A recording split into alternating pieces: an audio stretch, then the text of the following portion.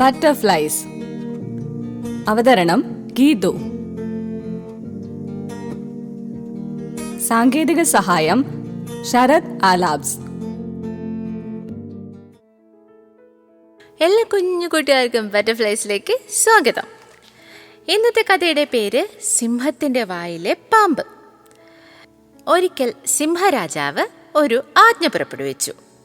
കാട്ടിലെ വൃദ്ധരായ മൃഗങ്ങളെയും പക്ഷികളെയും ഒക്കെ പിടികൂടി കൊല്ലണം. യാതൊരു പ്രയോജനവുമില്ലാതെ ജീവിക്കുന്ന ഈ വൃദ്ധർ ചെറുപ്പക്കാരായ മൃഗങ്ങളുടെ ഭക്ഷണം കൂടിയാണ് തിന്നു തീർക്കുന്നത്.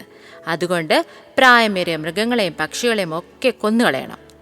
സിംഹത്തിൻ്റെ ആജ്ഞ നടപ്പിലാക്കാൻ മൃഗങ്ങൾ ഓടി നടന്നതോടെ പ്രായമേറിയ പാവം മൃഗങ്ങൾ ആകെ പേടിയിലായി. ഇതിനിടയ്ക്ക് ഒട്ടേറെ മൃഗങ്ങൾ കൊല്ലപ്പെട്ടു. ബാക്കിയായവയൊക്കെ അടുത്ത കാട്ടിലേക്ക് ഓടി രക്ഷപ്പെട്ടു. എന്നാൽ പ്രായമേറിയ കലൂലുമുയൽ എങ്ങോട്ടും പോകാതെ തൻ്റെ മാളത്തിൽ തന്നെ കഴിയാൻ തീരുമാനിച്ചു.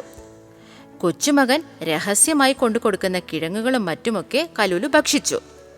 അങ്ങനെ പ്രായമേറിയ മൃഗങ്ങളെയും പക്ഷികളെയും കാട്ടിലെങ്ങും കാണാതായതോടെ സിംഹത്തിന് സന്തോഷമായി.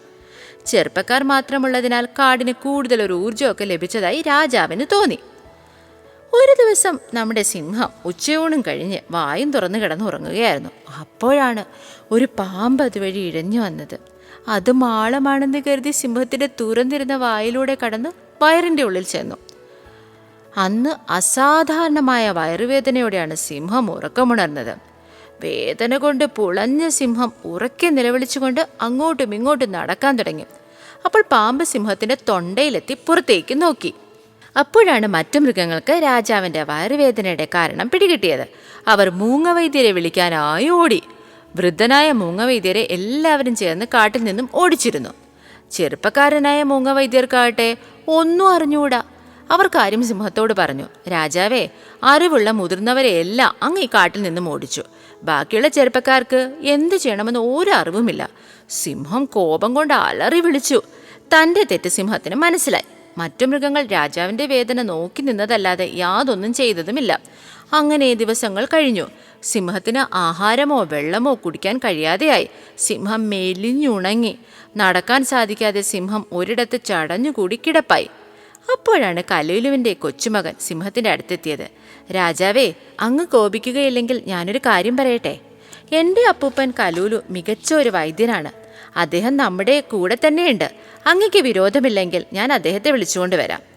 സിംഹത്തിന് തൻ്റെ വയറുവേദന എങ്ങനെയെങ്കിലും തീർത്താൽ മതിയായിരുന്നു. അതിനാൽ സിംഹം സമ്മതം മൂളി. കലൂലുവിൻ്റെ കൊച്ചുമകൻ കാര്യം ചെന്ന് കലൂലുവിനോട് പറഞ്ഞു. കലൂലുവിന് ഭയമായി. ഇനി വയറുവേദന മാറിയാൽ എന്നെയും കൊല്ലാൻ പറയുമോ? ഇല്ല പൂപ്പ, സിംഹരാജാവ് ഇപ്പോൾ പഴയതുപോലെയൊന്നും അല്ല, ആളാകെ മാറി. അങ്ങനെ കലൂലു ഒരു എലിയെ എലിപ്പെട്ടിയിലിട്ട് അതുമായി സിംഹരാജാവിൻ്റെ അടുത്തേക്ക് പോയി. എലിപ്പെട്ടി രാജാവിൻ്റെ വായിനോട് ചേർത്ത് വെച്ചു. എന്നിട്ട് വായും തുറന്നിരിക്കാൻ പറഞ്ഞു. എലിയുടെ മണം വന്നപ്പോൾ പാമ്പ് പുറത്തിറങ്ങി. രാജാവിന് എന്തെന്നില്ലാത്ത സന്തോഷം തോന്നി. പറയൂ, ഞാൻ നിനക്ക് എന്താ ചെയ്തു തരേണ്ടത്? ആഹ്ലാദത്തോടെ കലൂലുവിനെ കെട്ടിപ്പിടിച്ചുകൊണ്ട് സിംഹം ചോദിച്ചു. രാജാവേ, പ്രായം ഒരു ശാപമല്ല, അനുഗ്രഹമാണ്. അനുഭവസമ്പത്തിൻ്റെ നിറകുടമാണ് പ്രായമേറിയവർ. അത് നമുക്ക് പ്രയോജനപ്പെടുത്താം. കണ്ടില്ലേ, അങ്ങേക്കൊരു അപകടം വന്നപ്പോൾ അങ്ങയെ സഹായിക്കാൻ ചെറുപ്പക്കാർക്ക് കഴിഞ്ഞില്ലല്ലോ. അതിനാൽ ദയവായി അങ്ങയുടെ തീരുമാനം തെറ്റാണെന്ന് തിരിച്ചറിഞ്ഞ് അത് പിൻവലിക്കാൻ തീരുമാനിക്കൂ. സിംഹരാജാവിന് കലൂലു പറഞ്ഞത് ശരിയാണെന്ന് മനസ്സിലായി. അദ്ദേഹം തൻ്റെ ആജ്ഞ പിൻവലിച്ചു. മൃഗങ്ങൾക്കെല്ലാം സന്തോഷമായി.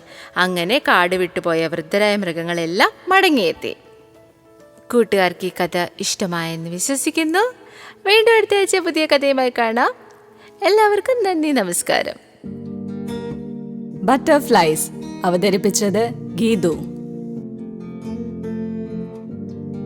സാങ്കേതിക സഹായം ശരത് ആലാബ്സ്.